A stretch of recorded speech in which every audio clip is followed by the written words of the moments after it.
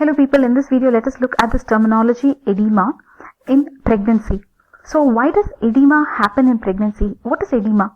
Excess fluid trapped in the body tissue. So it's not able to drain, the lymphatics are not able to drain, or there is excess inflow, right, from the, see there is blood supply here, right, and then there is venous drainage, isn't it? And there is lymphatic drainage from the tissue. Two types of drainage happens in the tissue. So basically anyways, lymphatics finally adds up to venous only. Anyways, remember. So what happens from where is the fluid coming? Fluid is coming out of the blood vessel, right? What is this supposed to do? The lymphatic is supposed to drain it, okay? And there is also venous, also return will be there. Now what happens if there is excess fluid coming in? Then there can be edema, or if there is some blockage in the lymphatics, there can be edema. So did you understand edema? Edema is excess fluid trapped in the body tissue, okay? So why does this happen? So this happens because of lymphatic obstruction, or there is a lot of loss of fluid from the blood. That can happen if there is less protein in the blood. If there is less protein in the blood, it can happen that the water will exit the blood vessels and accumulate in the body, okay? So the usual causes of edema are renal causes or cardiac causes. So in pregnancy also same thing only you will write. So basically here you can see the causes of edema in pregnancy can be nephrotic, cardiac. Okay, the standard things that you will write, right? Then preeclampsia. What is happening in preeclampsia? There is hypertension which is so severe that it can lead to eclampsia, that is seizures. So preeclampsia, what will be there? There will be protein in the urine. So that is one of the diagnosis. Protein in the urine. So what happened? The protein is less in the blood, right? Everything went to the urine means protein is less in the blood, correct? No. So if protein is less in blood, what will happen? Guys, focus here. Protein is less in the blood. So what will happen? All the fluid will exit the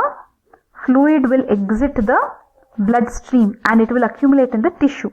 So there will be edema. So in preeclampsia there will be edema. What about hypoproteinemia? Same thing, hypoproteinemia. In the blood there is less protein, so it will lead to water retention. Yes. Then anemia. In anemia, what is happening? They are saying there can be vasodilation and low blood pressure. If low blood pressure is there, the body will try to increase the blood pressure by water retention, sodium and water retention. So again there can be edema.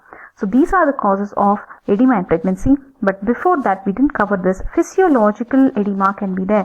Why? What is physiological edema? That means it's completely normal for a pregnant woman to have edema. Why does this happen? Now physiological edema is due to increased venous pressure. So because there is increased venous pressure, okay, especially in the inferior extremities by the gravid uterus. The gravid uterus, that is the uterus is here. Now let's understand this. The uterus is here, so huge, so it is putting pressure on the veins.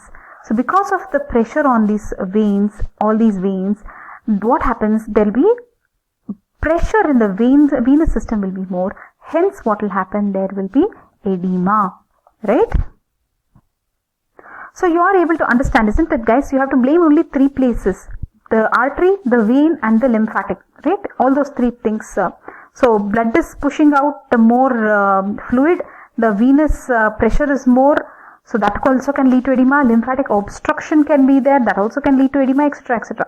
So basically physiological is because of the vein. Why? Increased venous pressure. Who's putting pressure on the veins? The gravid uterus. Okay, it is pressing on the common iliac veins. Then what are the features of physiologic edema? So especially it will be leg, right? Slight degree ankle edema, usually confined to one leg and more in the right. Maybe this is the left leg, right, that they have shown here. Yeah, this is the left leg that they have shown here, but they are saying that it's more in the right leg. Okay.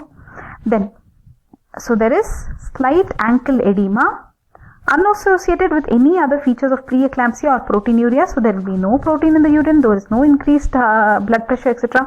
Disappears on rest. If the person takes rest itself, this edema will go away. Okay, what will happen if they take rest? The venous pressure will reduce, right? The compression on these common iliac veins, etc. Especially if they sleep on the lateral position, the pressure on the vena cava also will be less, right? So if they take rest, this edema will go away. I think raising the foot also might help. What do you say?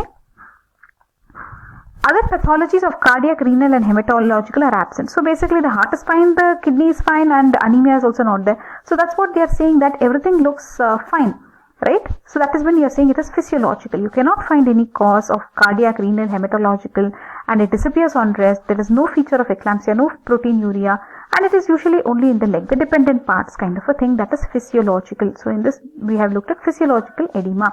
Physiological dependent edema. Dependent edema in pregnancy is physiological, but if there is generalized edema, that is also called as anasarca, or if there is facial edema, then it can be a sign of disease.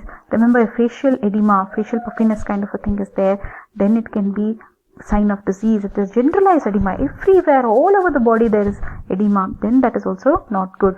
But if dependent part like this has edema, that is okay.